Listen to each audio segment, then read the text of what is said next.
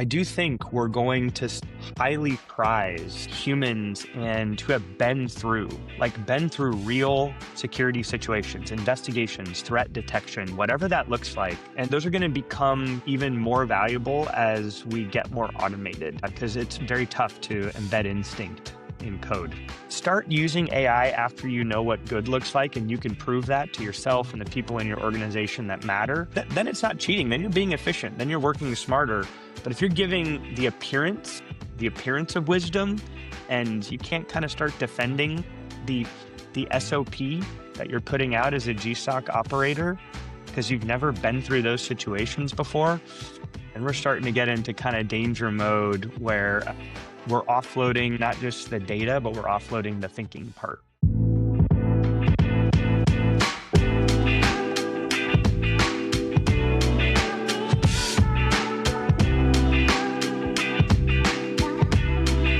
Hey, Brent, welcome to the podcast. Thanks for having me. Good to see you. Good to see you too. Really excited for today's conversation. It's something that's circling around the world as a topic. It's something that, not just our industry is concerned about. It's what they're concerned about with their families, their friends, what the future looks like ultimately for humanity. And so we've got a lot around this topic around cognitive debt that we're going to cover today, all the way from personal, things of how you can relate to it as well as business related things that are specific for the industry. And so what I want to do first before we jump into the line of questions is give the audience a chance to get to know you a little better, your background, how you got here, and then we'll get it kicked off. Sounds good. All right. Well, hey, personally, I've got a much better half, 20 years into that. So that's going great. I got 2 kiddos, 9 and 7, 2 little ladies, based out in the Bay Area. And professionally, I've had kind of 2 lives. I've been on the investment kind of PE side. I worked at a couple private equity shops. And then for the last 15 years, I've been involved in building 2 tech companies. One was kind of smart building, IoT, software and hardware. And then I was a co-founder of an AI company called Vintra. We were one of the first to apply kind of modern deep learning to security videos. So we put CNNs in the cloud. 2016, built a transformer. The T in GPT is transformer. Built a vision transformer in 2019. That business was acquired by alarm.com in 2023. Took a year off to redate my wife and improve my putting game. And then have been working for a subsidiary of alarm.com for the last 2 years, helping them build out their enterprise practice, but also think about kind of some of these next step AI impacts on their product roadmap, which has brought us together, which I'm excited about. That's awesome. And talk about the right guy to do that too with your background. I think that's fantastic. A lot of people don't necessarily come from that as their background. So yeah. So when we think about this idea of cognitive debt, I think it's good to set the stage about, maybe what technology is driving that. And then we're going to talk about how you would define it, right? So the technology that's driving that, as everyone could guess, it's artificial intelligence, right? That's what this podcast is about. Shocker. But I would split that up between 2 types of things that people are using, which is AI assistants and AI agents. AI assistants, those are your ChatGPTs, your Claude, your Gemini that you're using. It's the thing that you keep with you at all times to help you write more empathetic emails. And then you've got the agent side, which is the one that you start to hear about job replacement. You start to hear about replacing percentage of functions for departments, right? And that's kind of like the big impact tech, but really they're both impact from the perspective of cognitive depth when we're offloading a lot of our cognition to them, right? And maybe I'm getting ahead of myself to define it, but I'm saying the idea here of how they connect is you've got this technology, we're offloading our investment deposits of cognition and not necessarily keeping for ourselves like we normally had. And so you can look at that as a form of debt, but why don't you, Brett, tell us about how you would define cognitive debt in the most simplest definition that you know about? Yeah, I think it's over-reliance. It's an over-reliance on technology to do something or think critically that you used to do. As someone who's built technical products before, it's kind of akin to technical debt in software development. It's really nice to do that quick, easy fix. but there's a long-term debt that you start to accumulate. It's why it's called technical debt. So yeah, I would go with over-reliance on a technology to do something, and then we end up our neural pathways kind of have these weeds that grow over them. The practical way to think about it is if you are a Mac and Windows user, I'm a Mac user last 10 years, but if I had to go back to a Windows platform, oof, there's a lot of That cognitive cognitive debt debt. there. I don't know how to do it. I don't know how to do it. Same thing on the Windows side. Like every now and then, our OpenEye runs off both platforms. So I've interfaced with teams that are on Windows, and it takes a minute to get back to that. So yeah, it's the short-term convenience, long-term atrophy. I think that's what Yeah. happens. Yeah. And for added context to the audience, so MIT actually came out a report last year that talked about this idea. I don't know that they coined it as cognitive debt. That's just been the recent words that have been attached to this concept that Brent had described, right? But they did show that they would call it the overuse or over reliance, as Brent said, of these tools will make you dumber or could make you dumber. And so is that true? If you ask me and Brent, probably. But if you ask other people, probably not. We're not necessarily here to debunk whether it is or it's not. We're just here to have a conversation around that topic, right? And to help people expand their line of thinking, their cognition around what this could mean for them, what this could mean for other people around them. So thanks for that. So I want to talk about your 9-year old. So Mm, your 9-year old asked if it's cheating to use these right. tools, right?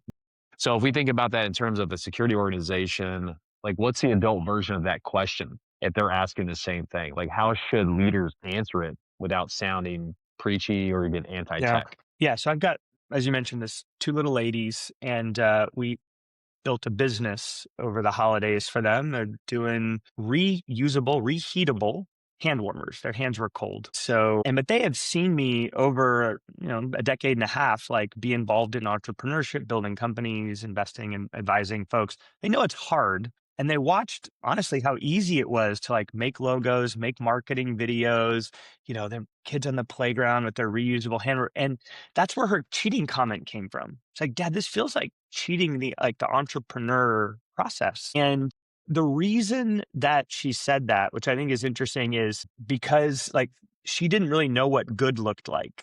Like she hadn't been through the struggle herself, right, to build something. So when I get a chance to interface with junior people on my team, at our company, out in the industry, like I always start with it's cheating you're cheating yourself if you're using these things and you don't yet know what good looks like from the output. Like if you can't Mm, tell me whether it's content, a workflow, a process, the output, right? Like filling out an RFP. We have an RFP agent that I built out at OpenEye. Like we get lots of RFPs, 180 pages, 180 questions. Like no one likes to fill those out. The answers are quite rote.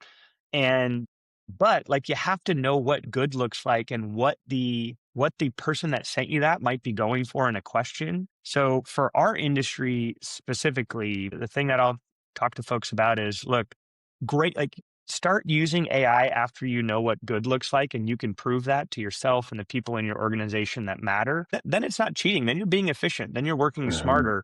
But if you're giving the appearance of wisdom, and you can't kind of start defending the the SOP that you're putting out as a GSOC operator because you've never been through those situations before, and we're starting to get into kind of danger mode where we're offloading we're offloading not just the data, but we're offloading the thinking part, right? And yeah. And you and I were talking a little bit about from my 9-year-old to Socrates, right? He had that concern too many moons ago. Yeah. Yeah. I mean, it does feel like cheating sometimes, but you're right. It's like, how do we measure this against what good is? I mean, for example, like if someone that has no art background, has never been able to draw anything past a stick figure, can use these text to image generation tools and like, oh my gosh, this is incredible. But then, on Yeah. the other side of the spectrum, you've got an artist that knows, different shades and colors and whatever color palettes, and they look at something, they'd say, well, the shade is going the opposite direction,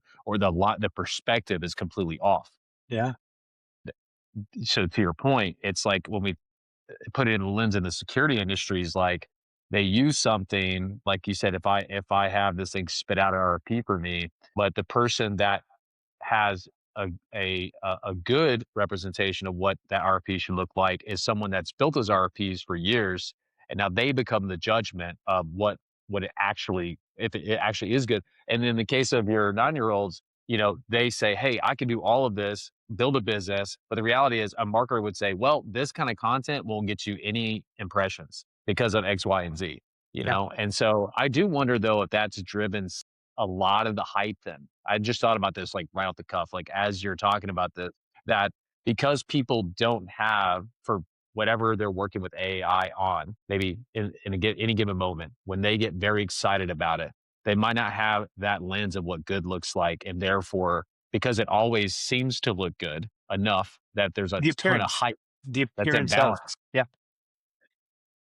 Yeah, the positive part about this is the democratization of making things is really Hmm. exciting, right? Hmm. The democratization of building digital products, building content, right? Internet made distribution of content from kind of physical to digital and took the cost to distribute to zero. I mean, Don, you Hmm. got a couple hosting costs for this podcast, but by and large, our conversation is free for you to distribute to 7.8 billion people. Gen AI takes content generation to almost zero, right? The cost of it, and agents take making things to zero. We have three shifts here. And it's a fascinating question of when it becomes very low cost to generate content or make digital things, like what becomes valuable, what still matters. And to your example, I think and relating it to humans about the artist in security, like let's connect kind of, text to image generation to the security operator now. I do think we're going to highly prize humans and who have been through real security situations, investigations, threat detection, whatever that looks like. Hmm. And those are going to become even more valuable as we get more automated, because it's very tough to embed instinct in code when you're looking Oh. at something. So I think that, to me, where we need to give the security industry and the operators that are within it, as many chances to capture and express that instinct that they have. And the best way I found to do that is to have them be editors, not always authors. There's a lot of stuff we spend our time on where, like, you shouldn't be spending your time authoring that, right? It's not a good use of your time. Editing it, that's a different story. Like the taste Hmm. matters, right? The taste, and if you're launching a new QSR brand, the taste of how you set up your store opening and store closing procedure, I can get 80% of the way there with a nice Gen AI model trained on what I've done in the past and a bunch of stuff that's out there from the SIA. Awesome. That last 20% is where the human instinct and the taste is. So this co-creation, editing rather than authoring. That works for mid and senior level people. I think you and I share some concerns about junior folks, right? And like, Right. how do we get them taste? I don't know. That's going to be maybe we'll cover that in this chat. I love that you went there, because that's my like mini side thesis of like 40 that I'm looking at right now, which is the human taste is super valuable. And you Yeah. said something earlier that I hope to clip that as a soundbite, which was like, it's tough to get instinct into code. And in this industry, that's spot on, right? And there's obviously a lot of risk involved in making certain decisions, and that's yeah. So let's talk a little bit about this whole idea of struggle as a feature, not a bug. When I originally read this, I was thinking it might be around what the perspective around hallucinations. Maybe it's not that, but if you could mandate one practice across the industry to preserve the good struggle, what would it be? And you mentioned things like the sandwich method, dark day drills, critique over creation, or something else entirely. And how would you measure whether it's working? Yeah, let's go junior. Like, let's start with your junior. You're listening to this, you run LP, security, physical, physical protection, people, places, and things. On your junior folks, the sandwich method is something that schools are trying now. I'm on a board for AI usage at the place I did my undergrad at. You and I are on the AI board at ESX, right, together. And we're seeing this sandwich method is, look, like, you got to go do this thing yourself. Like, human output for the thing that we're asking you to do, then similar AI output, then a comparison and improvement again. And you kind of repeat that process till that junior person knows what good looks like. Like, what does good situational awareness process following look like when we have an active threat on our campus? Like, I need you to go through that. What does good look like from an investigative process? I'll give you an example where the instinct and code bit is interesting. Like agents today, and you know this given your background, our audience might not. Agents can struggle with kind of like geospatial, like where am I in a physical space? All right. So if you're running an investigation and I'm looking down at a floor plan of cameras, like a map of cameras, a human looks at that and goes, like this is a high risk area given its proximity to a fire exit door straight to a parking lot on Google Maps with a major highway right through that leads on the way to Chicago. Okay, fine. From an ORC perspective, an agent right now, like everything is kind of individually analyzed, and that spatial component is really hard for it to grasp. Okay, so if I'm running an investigation, I've got a limited bandwidth to like click in and review some AI highlighted object detections across my 15 locations. A human generally knows, like, I'm going to go by the door, the fire exit, the most logic place to get out. An AI agent is not going to stack rank that recommendation that way. Yeah, it's at a yet, but this is a very practical, like, I need you as the junior person to go through a couple of these investigations to realize, right, what good looks like. Then we're going to go. And I think then it's okay to use an agentic approach to authoring as long as my human is still that final editor, right, of what goes up to the CISO or law enforcement or a prosecuting attorney, right? Third party prosecuting attorney on the team. Like that's on the investigative side. We can talk about the other stuff. There's administrative work, logging, health checking. Then you have threat detection, which I think is a far more interesting problem. Investigation seems quite ripe to like have, to our AI agents be our helpers. Threat detection is a one other challenge because of the spatial component is really problematic for agents right now. Yeah, I love that. For what it's worth, I can definitely tell like you've got so much current knowledge in what's happening. And with that, you understand what they are and what they're not, but you also have, your open-mindedness to know that as they say in the AI community, this is the worst that it'll ever be. Um, Yeah, and I like that one. you're right. I mean, these things can crush a 2D space, but what we find hard, they find easy. What we find easy, they find hard. Yeah. And, Yeah. I know they're working on world AI models right now that can see within a 3D space. I don't know if you caught Google's Genie. I think it was Genie that came out where you can basically create a 3D world from images or prompts. I had seen that where they were using Gen AI to create cases with like Doom video game. This happened like almost a year ago. And so it's not like a new news, but I think if anything, they're certainly tracking in that direction with and Meta's doing the same thing. And yeah. So, but you're right. I mean, it's, for sure. And I think the It's not a sandwich, solved problem. Not a solved problem yet. Yeah. So that's sandwich method for junior. To circle back, that was long-winded. But for your senior, like I would go creation critique. There's stuff that I work on where my favorite use of a standard Gen AI, not talking agentic here, just like is from a prompting standpoint, would be a critique. Like, tell me why this would fall flat. Like, help me expand my point of view for my audience. I've got this client meeting and I know they're sensitive to this. Like, help me, right? Think about it in a 360 manner. But I give it the starting point, my taste, my point of view.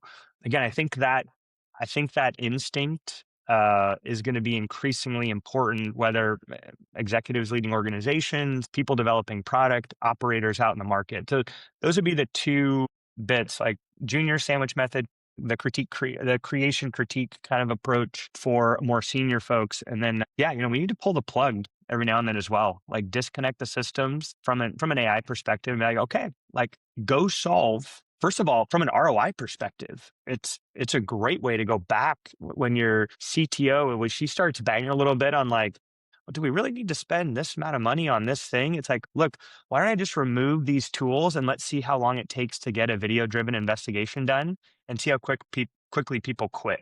It's like, no one went to kindergarten and was like, you know what I want to do when I grow up is scrub video. That's like a thing I want to do. It's a terrible job, right? We want to use kind of AI to author our bounding boxes and objects, and we'll go and use it as the human bit to edit. But yeah, I'd pull the plug every now and then, a couple times a year. See how long it takes. Yeah. Yeah, yeah. As you were talking, It's I like going also thought camping. It's about camping over the Marriott. It's that way. disconnect something, right? Yeah, for sure. As you were talking, I was also thinking about how maybe a future operator would be judged by their level Yeah. of instinct, you know, Yeah. and meaning their resume has to tell maybe a business their ability to make decisions that It's is interesting. instinctual, right? Yeah. As opposed to, oh, I know how to use this DMS or access system, or, I did this in the past. It's like, well, those things in the past now AI can do. So what I want to Yeah. know is your Yeah. human taste slash instinct Yeah. ability as as a security leader or a security operator. It'll be interesting to see how that's graded, because I'm always like, I'm a math guy. So to my mind, it's like, how do I quantify instinct? Like, maybe you have to Mm. take, like, maybe they put you through a test, and that test is like, I want to see how you score on your instinct. That puts you in a real world environment. Maybe that's something that's happening now. I don't know. I've never hired an Look, operator, but yeah. I mean, but look at the Wonderlic test that an NFL quarterback goes through. It is given live right there, and it's basically instinctual. It is, I'm going to do a Y post or an X fade, and against cover four, what are you doing? Boom. Well, you always go with the X Mhm. fade against a cover four, whatever, cover two. And that, like, they're measuring effectively. Like, I love sports because I think the things we put our most advanced athletes through today are in 10 years what the rest of us are going to be putting through, right? Because the stakes are so high to get a Yeah. quarterback right. And it's so expensive to get that wrong. And all of those kind of approaches are going to get democratized in the way that we hire people. But also, if you're a senior security exec on this call, speaking of hiring, like, please, at ISC West or GSX or whatever, like, do your most important interviews like in a room with the person face to face. It's way too easy to answer questions absolutely perfectly using, Gen AI now. I've been in a couple interviews where I've told the person, like, would you please shut off at whatever tool you're using? I love you're using the tool, but this is about, like, can you get along with the team, the culture, and not you reading like what you think I want to hear off of some prompt. Hey, it could have been worse. I mean, have you seen the ones where like the person wasn't actually there. It was like their avatar, and then they had them speaking Yeah, they're like off screen, elsewhere. right? Yeah, yeah, yeah, And they were yeah. like, That one's good. Yeah, I need you to raise your hands." And the guy's like, yeah, and it yeah. just cuts off. And you're just like, "Oh, man, like what?" Uh, pick up, yeah, I pick up. just Show me today's newspaper, right? Or, oh It's like, yeah, what are they thinking about? But hey, let's start talking about this, going back again to the cognitive side about this, yeah, an idea of offloading, right? So what do you think is the earliest warning sign that you've seen that a team is offloading thinking and not just offloading tasks? yeah. Okay, well, earliest we got to go back to, like, who originally was concerned about this, and this was Socrates. There was this new technology that was exploding when he was around, and it was called writing. Writing. That Hmm. was what he was concerned about. He was concerned about it for basically three reasons. The first Hmm. is because he thought it produced forgetfulness. Right? We don't. You and I don't think, Don. I mean, you're an impressive guy, but I don't think you've memorized like the Iliad and the Odyssey like they used to. These epic poems, right? I don't know them either. Second thing was the appearance of wisdom. He's like, if we start writing, you're going to be able to look smart through what's on the paper, but I won't be able to. The third thing, I won't be able to challenge that. I won't be able to do that live. So those three things: forgetfulness, appearance of wisdom, and like not being able to prove your intelligence from a dialogue standpoint on the spot, the instinct, right? Like, how deep do you know a subject so you can just have a conversation about it? That's the OG, like, kind of canary in the coal mine for us here in the security space. Where I've seen this is, let's go to the appearance of wisdom, back to our, like, hey, my 21-year-old GSOC operator who, might be a 1099 through Allied or whatever else for me. Like, now all of a sudden they're producing my SOP for my store closing procedure at our new third party data center that we're running. It's like, okay, that thing looks good. It looks good. It has the appearance. It has the appearance of wisdom, right? It's got some M dashes in it though. That's exactly right. Problem number one, M dashes. Problem number two is, like, it's going to be missing, first of all, a lot of the space time kind of geospatial context we talked about earlier, but it will be missing some of the experience the organization had. It'll be missing some of the experience the team has had from that. So this, I get concerned when I see really shiny SOPs coming out of some kind of the junior part of an organization. You really start digging into that and you're like, wait a second, the order in which you're doing that doesn't make any sense. Or like, the air gapped nature that we want to have in our that doesn't comply with that. So that's where I would look first is like what SOPs are being produced. That's where I see the thinking being offloaded, not just the data being offloaded. And then I think the second part is really in the rules that we set up in these systems, right? Again, that's back to like instinct. There is I wouldn't always think to like set up certain time-based zones of interest, right, in a QSR environment. But if I know that we've had like a particular issue over time in the spring when it warms up with folks who are unhoused, like hanging out by our trash receptacles outside, like asking a 17-year-old young woman to take the trash out at 11:45 p.m. by herself, like that's where I want that time-based zone to alert me that I have loitering. But oof, like the data doesn't show that. That's a long period of instinct. It's knowing the weather, right? It's a totally kind of Mhm. tangential piece of data.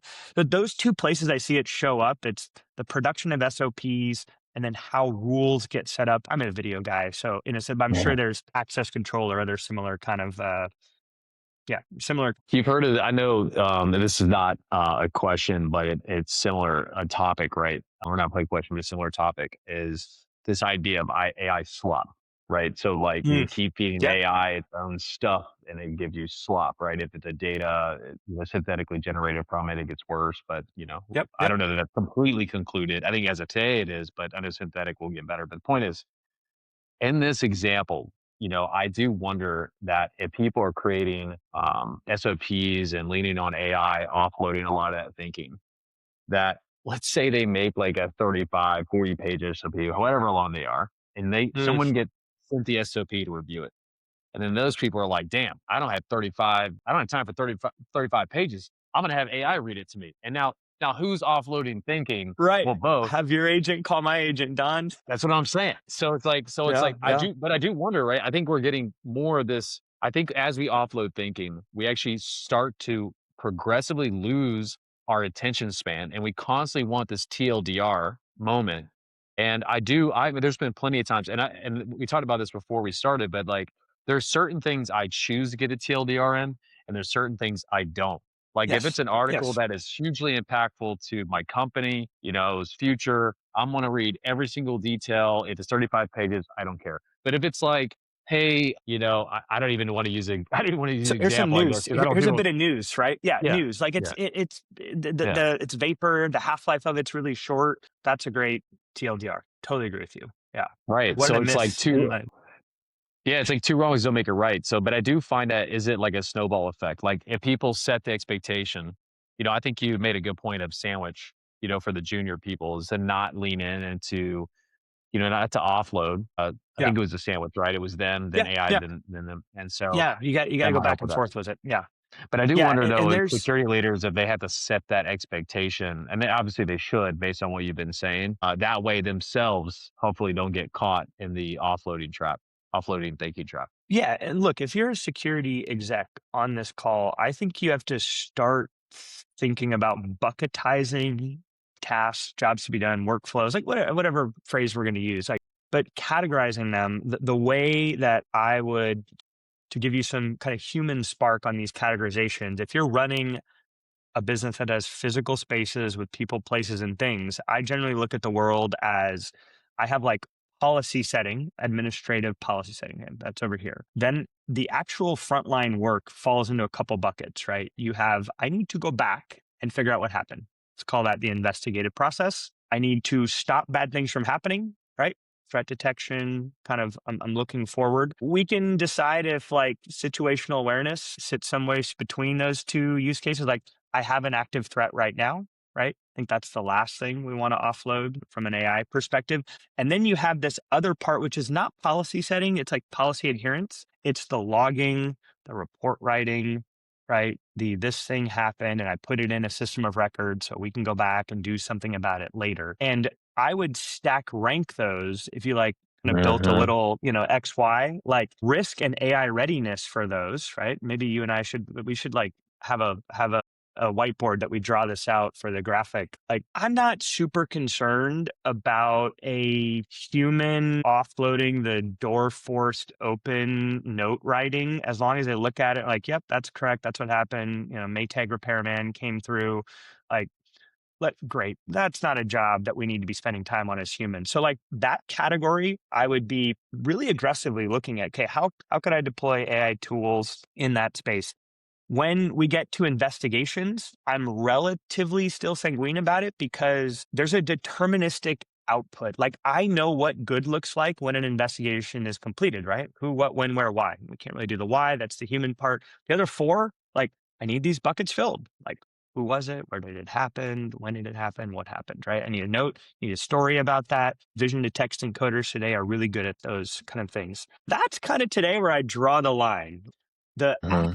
active situational awareness is the last thing I'd want to offload, right? That's the Mhm. instinct, and I have a lot of pieces of data, and I have space and time information coming at me. The proactive threat detection, I have some concerns about this. First of all, we have to start with the accuracy question, which is like, Mhm. hold on, are humans good at this anyway? No, we suck at it.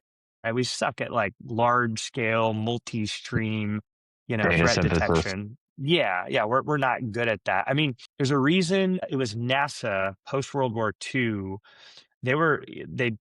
Space programs humming away and they're dropping, people are coming back to Earth and getting dropped. And them and the Coast Guard were experimenting with human spotters. You're flying over the middle of the Pacific. You don't have GPS yet. You generally have like a 50-mile radius that where's the orange boat? And human spotters, I mean, you could have a oil tanker that was the Dutch flag color orange and they'd miss it after about 15 or 20 minutes. So they used pigeons. We're going to put this in your show notes. Like, they used pigeons, they trained pigeons and they attached them to the bottom of airplanes in cages and they gave them little things on their feet that would electronically produce signals. And they were the spotters because pigeons are great with red and orange. Um, and so when we've been offloading the work to pigeons, like maybe we should offload it to AI. Like we don't have a great history with this, but oh Mhm. man, at what level, what scale? So yeah, that's how I would think about it. Like policy setting, keep that with the humans, admin, AI, investigation, AI plus human, situational awareness, threat detection. Let's keep those over here, please. Keep those in the human Wow. camp for a little longer. Yeah, no, man, this is some good stuff. Yeah, I mean, it's one of those things where it's like it's always been in front of you, but I never thought about this way. So I actually, side note, I have a provisional patent on a VR app. That's why I have like a headset above me, just Yeah, because it yeah, was cool and fun. And I made a yeah. virtual GSOC.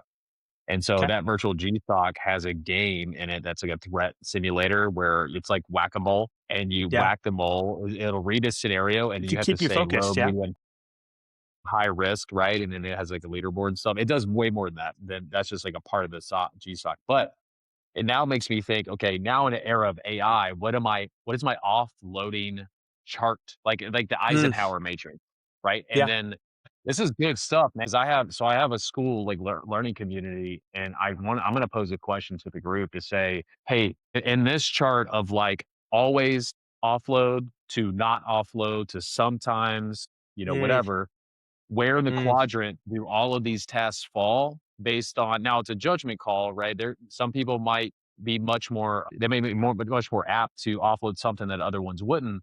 But I think it's an interesting thing if that was field survey, because then it becomes a decision guide of what they do offload, but then also it has to constantly be updated because AI is going to change in its abilities, yeah.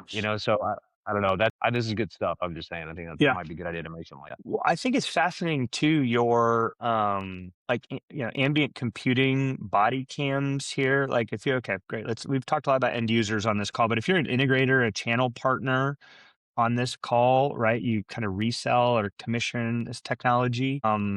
I think it's fascinating to say, hey, I'm going to go strap up like, my team with body cams and record all the stuff they do during the day, right? Run that through a vision language model. Don't need 30 frames a second. Just drop 1 frame a second in there.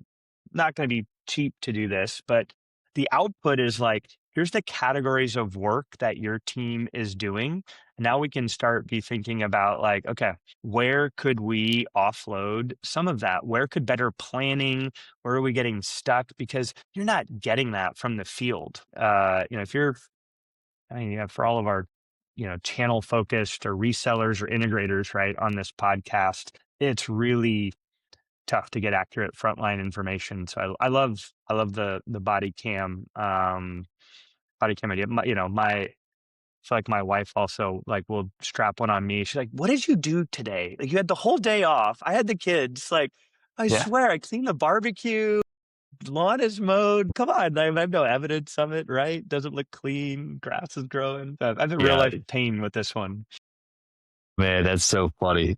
Yeah, I will never do that, but that's hilarious. And if you get a video clip, you can send me. Let me see that. But I do want to say I was just curious about your point that in lieu of dropping into a visual language model, they could just make YouTubes of it and then drop it in Google Notebook LM and go from there. But I was actually looking to see because I don't think they want to publish like public videos of them doing that. So Notebook LM doesn't seem like he could take in private YouTube videos, so that's a problem. But in any Well, case, I think to our point here of like, if you're on this call, and I totally understand why this seems like a high bar and intimidating, but if you haven't tried to develop yet, like your own first piece of software using Codex or any of the available tools, like try, Claude. I think we've got Claude Code and Claude Cowork are probably responsible for about $400 billion of market cap destruction this week, right? Well, you and I are filming this, but English is the new coding language. And we're not talking about building like stuff to launch ICBMs here. Like, go build something. I have an interesting rat problem at this a new place we moved into. So my the local service provider was like, "What'd be really helpful for me is like, do you have anything that we could put a camera up to see if they're coming in this entrance or not?" And it's like, yeah, okay, I like this now. So camera, little, hey, how do I build a rat detector, right? Whether you're in Replit or Windsurf, like these are very accessible things. So pick something that sucks in your life that's hard and you don't like doing, that it at least has the art of the possible being automated, and just give it 10 hours. You got to go through the laps, right? Like, you got to struggle. The struggle is a feature here to understand how to even use these technologies, not the outputs that we're talking about. And that's when we have customers come in and partners come visit us. That's like my one ask is always, before you make some big determination without getting into it yourself, like, go through the process of trying to build something yourself Mhm. with this technology, and then remember, it's the best it's ever been and the worst it'll ever be, right? And that velocity is, I mean, there's something called the diamond test, or like a GDPQ. It's like a nice benchmark for where large language models are at for expert questions. And we're pushing human level Mhm. 70% or so on this question. Like, experts will get 7 out of 10 of them right in the field. Gemini 3.0 Pro, 5.2 from ChatGPT and OpenAI, we're pushing 85, 90% now. So like, you're doing yourself a professional disservice if you're not at least experimenting, and give it the 10 Mhm. hours, right? Take a couple laps around the track. Yeah, you're right. I mean, we even from my business standpoint, the strategy this year from the automation agency is we will give out super cheap pre-built workflows that people can go in and find and take to the last maybe 20%. That at least gets them familiar. And it's super cheap to experiment with, and they have a setup guide, so they start to learn the components that these Yeah. things are needed. And I think experimentation will raise their bar of what they see as, just a ChatGPT skin that's not that valuable, that someone's trying to charge you an astronomical amount of money for a feature Yeah. set in the Yeah. A industry wrapper. versus something Yeah. that Yeah. is revolutionary, right? And I think that will help with that and I encourage that for small medium business that I work with is you just gotta go and tinker. And then from there, the funnel goes into an AI readiness audit and then into like custom dev. But I do want to ask you a question and get to something that we had to talk about the London cabbie thing. And I don't know. any of what this means, but I'm so curious to know. So, in your London cabbie versus Uber era story, Yeah. what's the security equivalent of quote unquote following the blue line into the gridlock? And why do smart people still do this? Yeah. Okay. So context, I spent some time launching an international part of a business, a startup that was ultimately acquired. And so I was based out of London. They said you can live anywhere you want, you can't be in the United States. And I was there as Uber was launching in London, in Europe. And so fascinating example, right? Because the London cabbies have the knowledge. The knowledge is no map book, know every street within the ring. And yeah, it takes a long time. Like it is the ultimate kind of human driving learning experience. So it's like a medallion, a New York City medallion. It's hard to get, right? And you take a test and blah, blah, blah. Uber shows up. Uber shows up and like, oh, I just got to follow that line. I don't need the knowledge at all in order to do my job. But I found it fascinating. I lived in the West End, and like someone with the knowledge would never take me through near whatever Chelsea, Crystal Palace, Arsenal on a Tuesday night during Premier League season when a game might be getting out.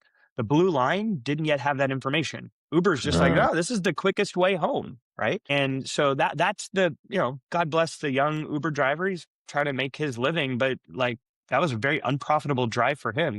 And it was a very frustrating one for me because I'm in the car for 45 minutes when the guys with the knowledge are just doing the left and right and zig and zag and taking the long way around, which actually is the shortest way home, it turns out, when Chelsea's getting out of a Tuesday night match. The security equivalent of that is in today's world, like only believing the AI results, only believing the bounding box, right? Look, I'm an object detection, like was working on convolutional neural networks, right? Before people could spell them. And that you just have to have a healthy, not a paranoid, but a healthy degree of like skepticism. I like to audit results. I like to go, hey, okay, you've given me 100 results, right? I'm on page 2 and below the fold, right? In software development. I want to go and like show me that video, show me playing it, and I'm going to go audit 4 minutes before and 4 minutes after. I'm going to do that 4 or 5 times. And that's building trust in the system. Mhm. So I Mm. like when I work with operators who are frontline, That's like I like know we that's built. like QA. That's like QA. Yeah, yeah, I yeah, that's trust to exactly put right. this down and use it, and now you have the humans that are basically QA in their AI system. Yeah, yeah, yeah. It's you're right. Actually, we've inverted, right? Invert, always invert. That's and I we have to start with we have to always go back to the accuracy question from a human perspective. Like it's fun and nice to, bang on AI as not being accurate, and then like we don't have a great tracker. I mean, there's a reason commercials are 30 seconds long, right? For us Mhm. humans. Like it's just not a good intent. Like security is not a good attention span use case for us humans. But to build that trust, I still like don't just blindly follow, well, these are all the detections that I could expect from this thing I'm looking for. Go audit it, build your trust internally. Lest you get stuck in the Chelsea football equivalent traffic and never get your investigation done. A couple Yeah, different I mean, analogies there. I don't know if that worked, but yeah, no, it did actually. It's a great way to illustrate, the call it the instinctual.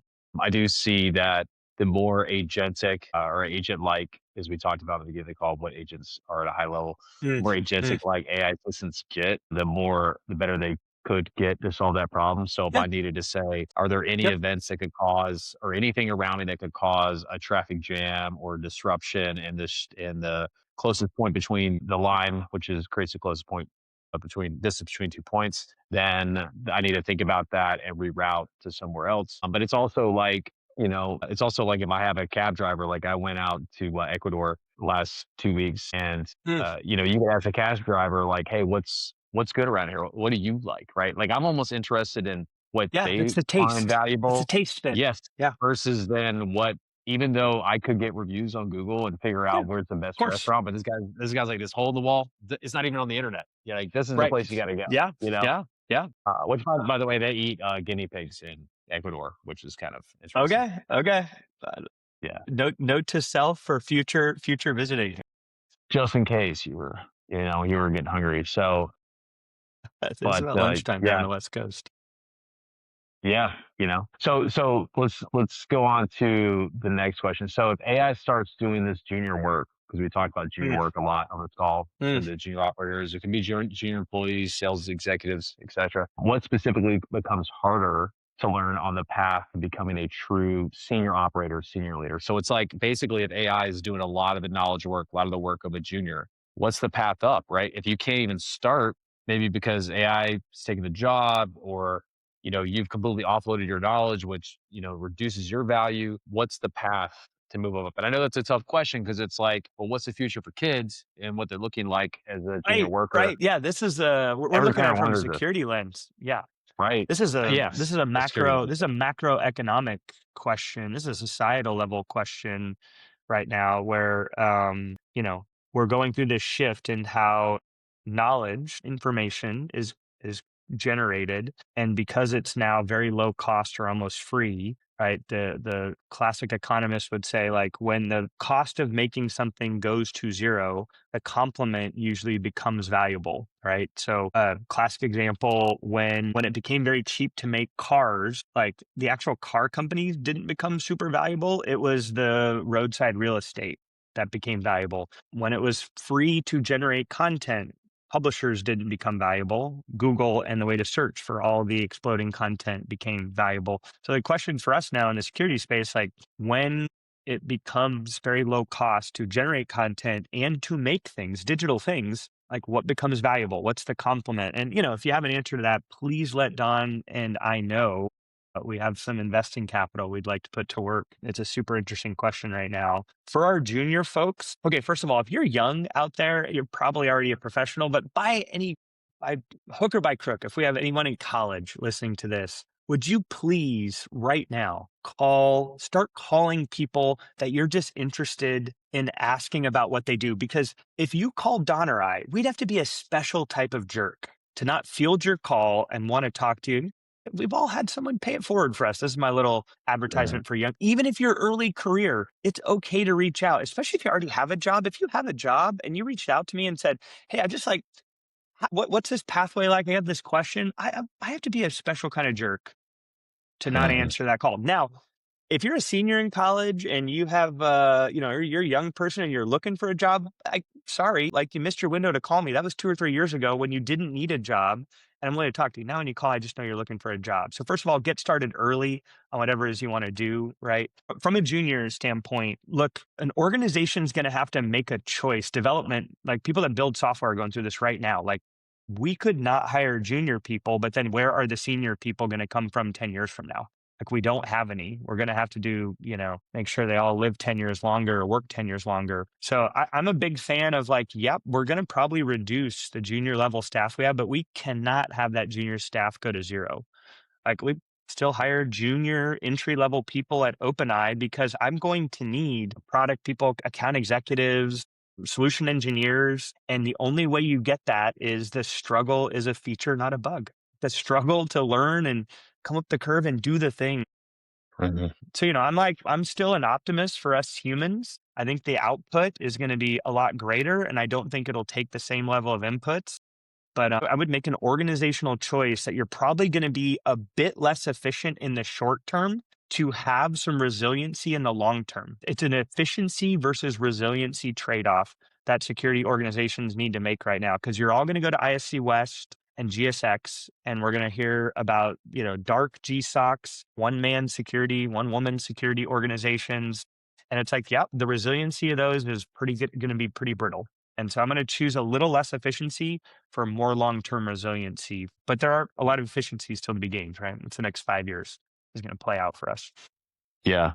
Yeah. I think the way I look at, and this is like from a technology perspective, I think it relates to the conversation, is that AI to me either makes something more efficient that was Hmm. inefficient, let's say, and Hmm. then, or allows you to do something that you couldn't have done without it. Yeah. And I At scale, wonder the right? At path. a scale. Yeah.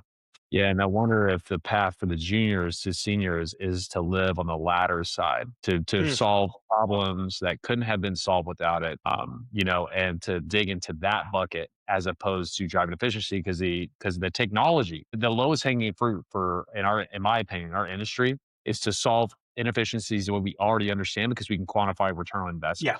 Yes, that's exactly, and it's deterministic. We know what good looks like as the output. So yeah. Exactly. Versus saying, hey, we have a junior person and you have access to these tools. And I know that's tough because to be creative is so hard. Right. But I think that and that I look at it for me too. Like I grew up maybe not compared to some people, but to a lot of people, I moved up pretty quick and did pretty well in the industry. And I think what I saw was opportunities to break through to do something that was the most impact that I could possibly make within the shortest period of time.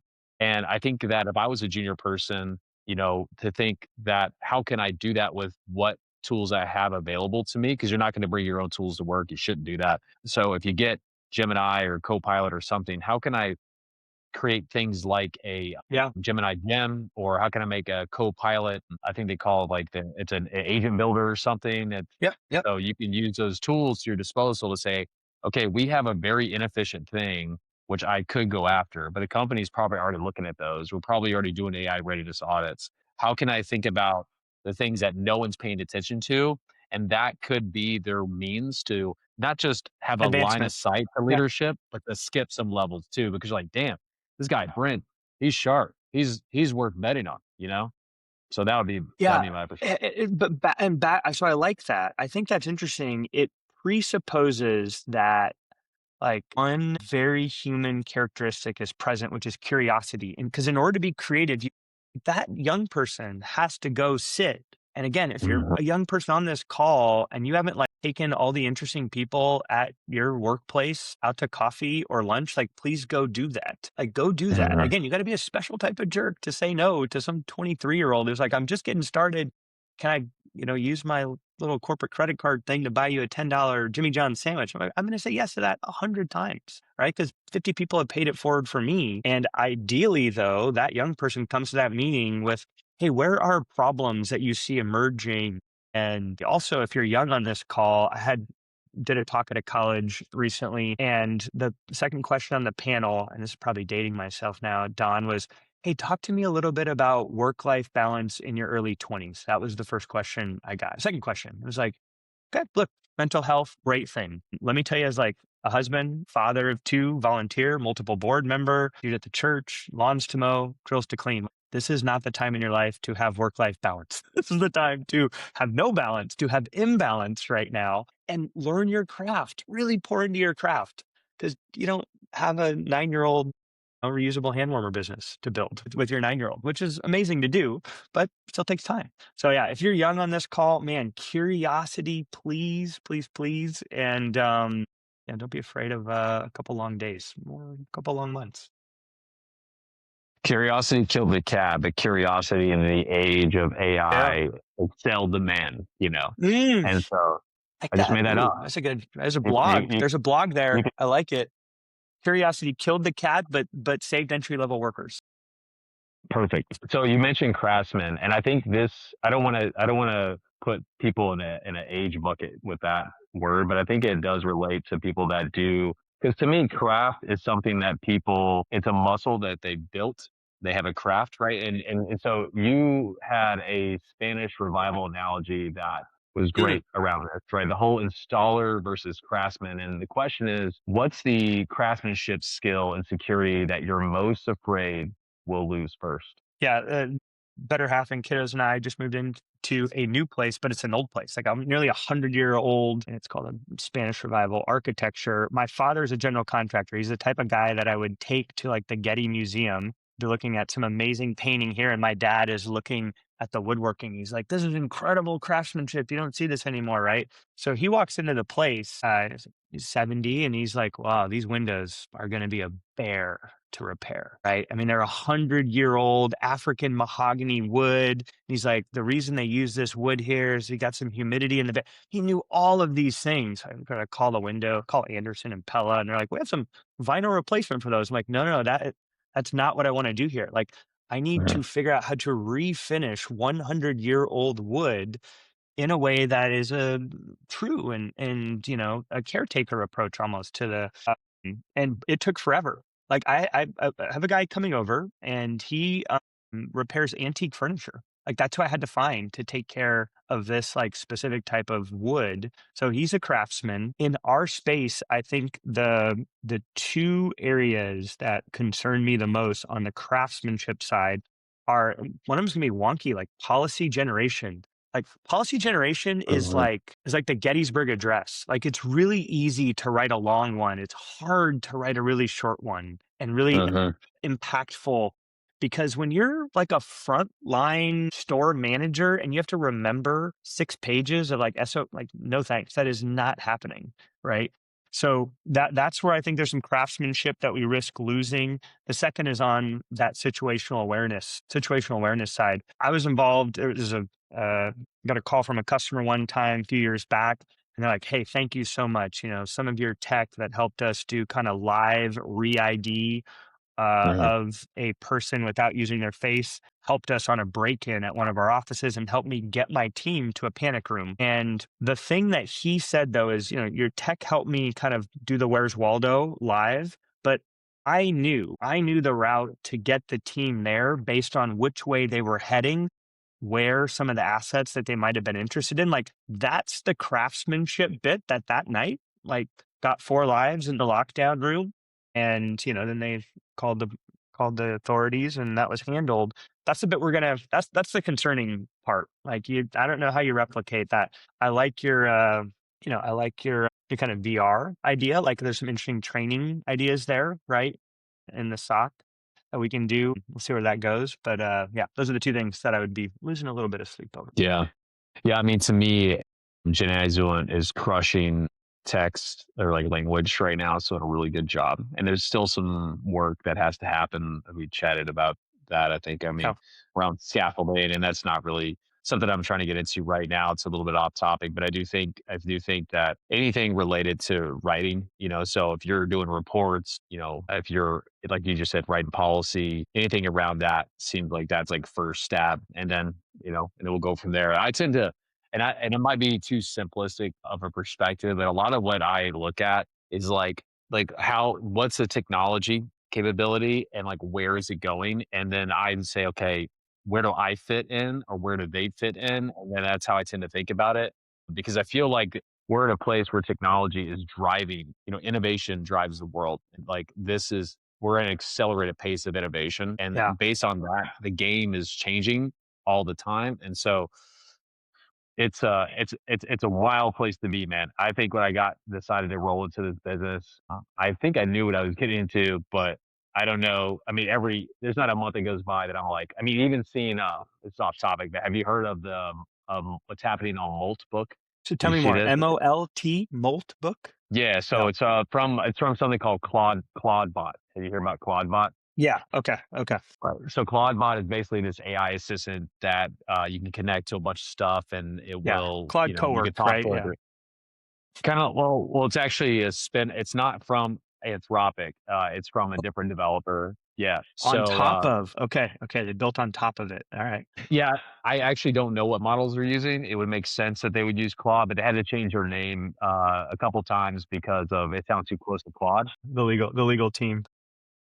But here's what happened, right? So a lot of people have this now Molt bot or something. I think they're calling it now. And this Molt bot is their now AI assistant. And this AI assistant can connect to a bunch of your tools, schedule things. It's like Get literally stuff it's plug done. and Yeah. play. You can have it loaded on your computer, run cloud, and it's shaking up right now the AI community. But Moltbook is like the Reddit of these Molt bots. So literally you can connect your Molt bot to Yeah. the Moltbook, and there is Yeah. a Reddit version only for AI, and they're talking about Yeah. some Yeah. wild stuff, man. The water cooler for agents, right? Have you had to work for have you had to work for Bukestein before? This guy's prompts are he can't spell. Dear God, he's Yeah. never happy with my work. Yeah, totally. That's I love actually it. that's actually that's actually what's happening. So they're saying Yeah? stuff like, "Oh, my person is asking me to do some things that I think are fraudulent, and I'm not really sure what to do. He keeps trying to ask me in different versions." And I'm thinking like, "Man, I would never." Well, one, I would hope nobody would be doing those things, but two, I would definitely Right. never expose any conversation I have with ChatGPT to the public without my willingness. Now they can learn and analyze my data, but anyways, so I'm going to come back to let's start Yeah. to land this plane here, right? On a final question, which we actually didn't get through as many, which means it was a great conversation, and I Well, really this has enjoyed been the time great. so I far. loved it. Yeah. Yeah, man. So I thought this one seemed kind of fun, which is if AI went down for 24 hours, what Mm. exact operator behaviors or habits would you expect to see fail first and why? I think it first depends on like where's the org at in terms of how long have they been using AI Hmm. and who has been using it. So there's a little bit of, but I'm going to assume for a second that it's an advanced organization in terms of its AI usage. I suspect I'm going to go back to our Mac Windows thing. Like it's been a minute. I would guess that some of the logging and admin work is the most challenging to get back. Because man, if you ask me right now to like load up a new application in whatever the latest like Windows OS is, I'd be like, okay, do I click the 4 quadrant little window thing? Do I start there? Do I right click? So I would guess like logging and admin work, which is, by the way, also like why I think you should start there in your AI journey and be looking for, things that are automating the rote tasks that you're having to do, where you can be just a little bit of author, right? And mainly capital E editor, if that, and that do a little audit. But yeah, that's where I think we'd have some problems remapping the neural pathways of like how to do, a safety compliance violation in your EHS system, attaching video from it. Cause I think we're gonna have some tech doing that stuff relatively soon here. Yeah. Yeah. I see it also from anything that they're having AI comb through on their behalf. So if it's nuisance Yeah. alarms, if Yeah. that's what they're doing now, before they had to do it themselves, maybe at a higher degree, if it has to, um, things like geopolitical things, if they're having AI, kind of synthesized through that to say like, Yeah. is an area safe for executives to travel to Yep. or Yep. whatever? Yep. Well, they're leaning on that a lot. And AI goes down, then it's like they can't make decisions and they're scrambling. It's almost like we Yeah. forgot how to read a map. And Yeah. if your Google goes down, but the thing is, it's Yeah. like, what are the It's cognitive chances that it debt. goes It's down? back to where we started. Cognitive Exactly. debt. Like you did, Yeah. yeah, where it's that over reliance on, on tech. It's Now I'm starting fascinating. to wonder if people need if they need a redundant human that knows the craftsmanship, that knows Interesting. the manual stuff. They're like, okay, Bob, you're going to learn how to read a map because in a 1% chance this thing goes down, we're going to need Yeah. you're going to need You're us to tell us how to get around. Yeah, you're like our Neolithic. What was that great book, The Giver, right? Where he was like the keeper of all of the society's like knowledge and like that's an interesting the Oracle. Actually, it's the Matrix. We always end up back in the Matrix. Every one of these, God, those guys were good. Those brothers were early. I'll be Neo if you be Morpheus. I'd love that. Pretty sweet classes. I would take anyone. If I could like fly, that'd be slick. So, hey, Brent, Flag this a has been a great helicopter in. oh yeah, yeah, man. So, hey, this has been a great discussion. We're at time, Thanks for having and me. I just want to say thanks and really enjoyed the conversation around cognitive debt to the minds of many people. Hopefully, for those listening, that you got good discussion out of this. I certainly learned some stuff. Brent raised my awareness to things that I didn't know before I came into the discussion, which is reminds me it and Brent and others that I've had on recently have reminded me why this podcast exists. Mm, And it's to have good depth discussions that just don't happen enough, at least publicly posted. yeah.